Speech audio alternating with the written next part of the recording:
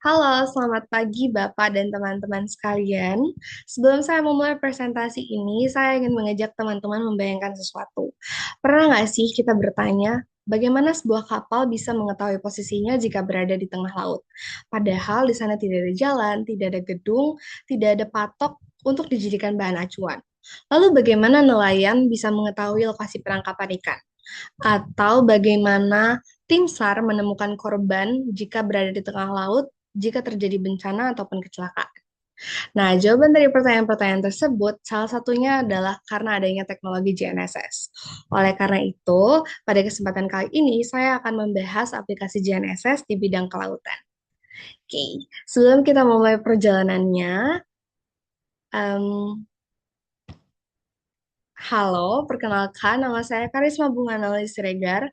Saya dari kelas GM2B Pagi dengan NIM 3322 501 035. Dan tugas ini diberikan oleh dosen pengajar saya, yaitu Pak Vendra Dwi Ramadan, STMT. Oke, sebelum kita masuk ke penerapannya, tentunya kita harus kenalan dulu dengan tokoh utama dari presentasi ini. Jadi sebenarnya apa itu GNSS?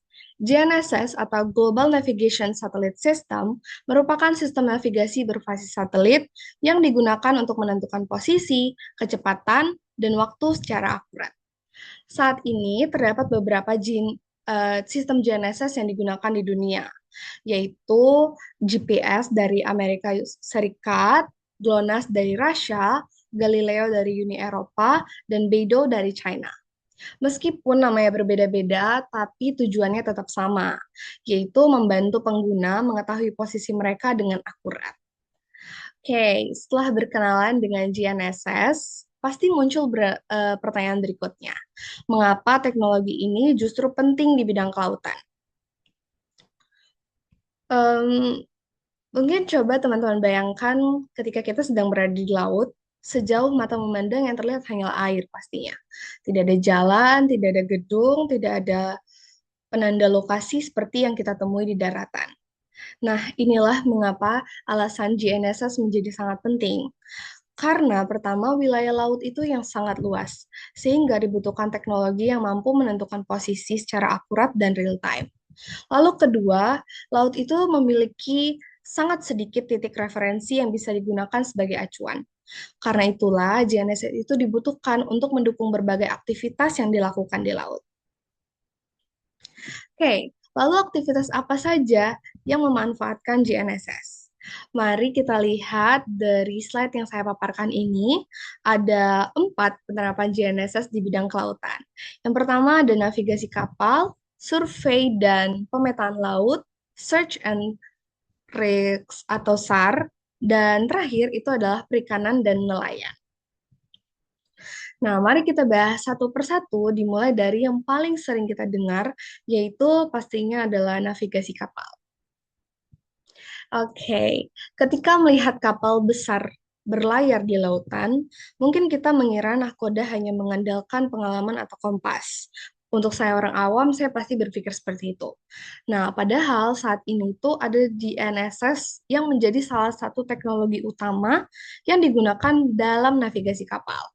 GNSS itu bantu mereka untuk menentukan posisi kapal secara real time, membantu menemukan rute pelayaran, terus mereka eh, membantu meningkatkan keselamatan navigasi. Dengan mengetahui posisi secara akurat, kapal itu dapat berlayar dengan lebih aman dan efisien.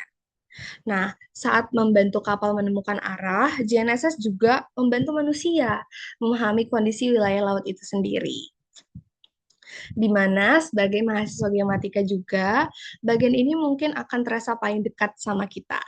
Dengan kegiatan survei dan pemetaan laut, nantinya yang akan menjadi topik PBL kita, eh, ini tuh sangat penting gitu. Genesis itu dilakukan untuk menentukan posisi titik sounding dan mendukung survei hidrografi dan membantu pembuatan peta laut.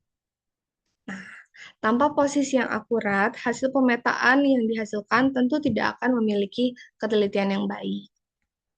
Namun, manfaat GNSS itu juga tidak berhenti sampai di situ. Tadi kita sebutkan yang ketiga itu ada SAR. Nah, kita bayangkan ada kapal yang mengalami kecelakaan di tengah laut. Menurut teman-teman, apa hal pertama yang harus diketahui oleh tim penyelamat? Ya, betul. Pasti lokasinya dulu. Nah, dalam kondisi seperti ini, GNSS itu berperan penting untuk membantu menentukan lokasi korban maupun kapal yang mengalami kecelakaan. Dengan informasi posisi yang akurat, proses pencarian dapat dilakukan lebih cepat, sehingga peluang penyelamatannya juga menjadi lebih besar.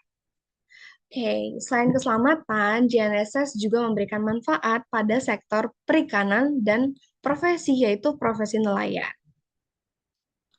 Dalam kegiatan perikanan, GNSS itu bantu banget nelayan untuk menentukan lokasi penangkapan ikan yang strategis.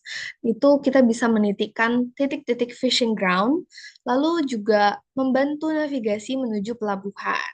Dengan kata lain, GNSS itu tidak hanya membantu menemukan arah, tetapi juga membantu meningkatkan produktivitas nelayan. Nah, setelah melihat berbagai penerapannya, sekarang kita dapat menarik kesimpulan dari pembahasan ini, di mana dari seluruh pembahasan yang telah kita lihat, dapat diketahui bahwa GNSS bukan hanya sekedar teknologi penentuan posisi. Dalam bidang kelautan, GNSS itu memiliki peran penting. Dari yang kita sebutkan tadi ada navigasi kapal, survei dan pemetaan laut, operasi SAR, serta kegiatan perikanan untuk nelayan. Lalu, melalui informasi posisi yang akurat dan real time, GNSS itu membantu meningkatkan keselamatan, efisiensi, dan ketepatan berbagai aktivitas di laut. Oke, oke. Sebelum saya akhiri, saya ingin menutup presentasi ini dengan sebuah kutipan.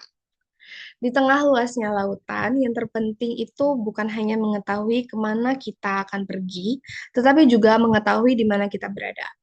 Dan itulah alasan mengapa GNSS menjadi teknologi yang sangat penting dalam bidang kelautan. Sekian presentasi dari saya Karisma Bunga Nulis Regar. Terima kasih untuk teman-teman yang sudah memperhatikan presentasi ini sampai akhir. Terima kasih juga atas perhatian Bapak dan teman-teman sekalian. Terima kasih.